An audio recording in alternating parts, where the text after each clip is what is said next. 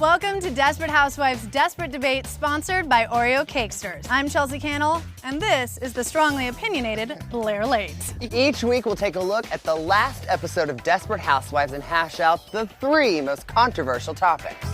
And while we are duking it out, we're going to let you decide who you think is right. Bree Hodge called. She wants her sweater back. Oh, really? Old question. To dunk or not to dunk your Oreo Cakesters? I don't know about you, but I'm a dunker all the way. What are you talking about? Who would dunk it? It is an Oreo snack cake, not an Oreo cookie. It is on. Root for me during this debate if you're a dunker. No, it is all about team no dunking. All right, let the desperate debate begin.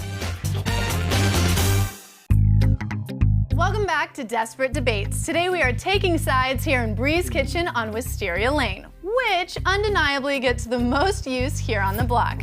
And Blair, if you can't take the heat, get out the kitchen. Oh, I can take it, Chelsea, and I can dish it, so get ready. I'm ready. This week, Carlos loaned Mike $50,000 without Gaby knowing. Here's the money for the church raffle! Now, Chelsea, do you think a husband needs to tell a wife he's gonna loan that kind of money to a friend? What kind of business deal? You don't want me to bore you with the details. Half that money is mine. Bore me.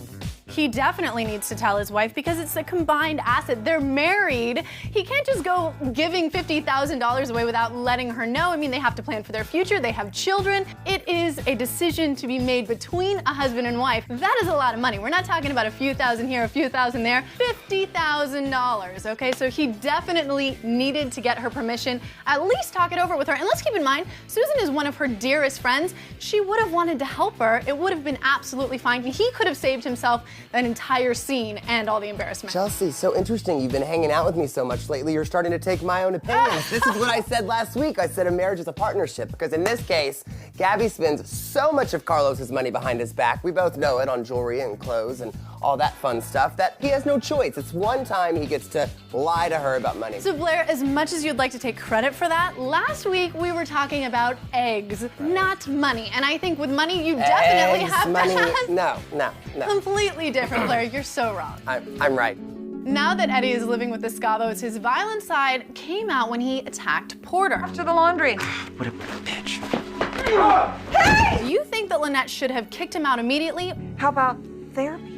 Now we're gonna pay for his therapy. Or was taking him to therapy the right thing to do? Okay, I'm getting ready to put my foot in my mouth, because last week I'm the one who suggested that Lynette did take Eddie, and I felt that was the right move to do. But after he messed up this one time and almost 2 times, I am over it. He needs to tap his way out of that house before he does something worse. So now I want him out of there, even though I'm the one that kind of wanted him there in the first place. I don't think that's a possibility. She took him in, she made her bed, she has to lay in it now. And he's a very dangerous guy, so if she goes ahead and kicks him out now, what is he gonna do? We've seen how he responds to being rejected in the past. I think it's very dangerous. She needs to take him to therapy and try to solve this problem quick. I mean, honestly, Chelsea, I think at this point, either way, it's a bad move. That he's in there or out there. Either way, they're not gonna be in a good position.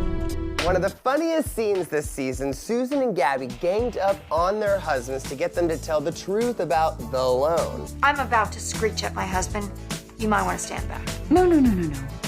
I have a better idea. Now, were the girls fair to plan the scheme, or should they have simply talked to their husbands one-on-one? I think this was hysterical and completely fair. All bets are off. Susan has been trying for the last couple of episodes to get Mike to see it her way. So this was the perfect situation. She was able to get Gaby on her side and really prove her point. I think it was smart, genius, and hey, they completely pulled it off. The scheme was way too over the top, way too far-fetched, especially the lie about Carlos and Susan having an affair.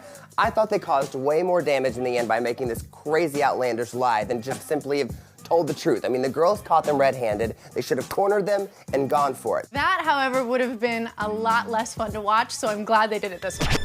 Blair, I think that your highlights may be seeping into your brain. Well, I'm not the one with the extensions, so let's stick to the person with the real hair. Anyway, check back next week for a whole lot more desperation and debate. You're the desperate one.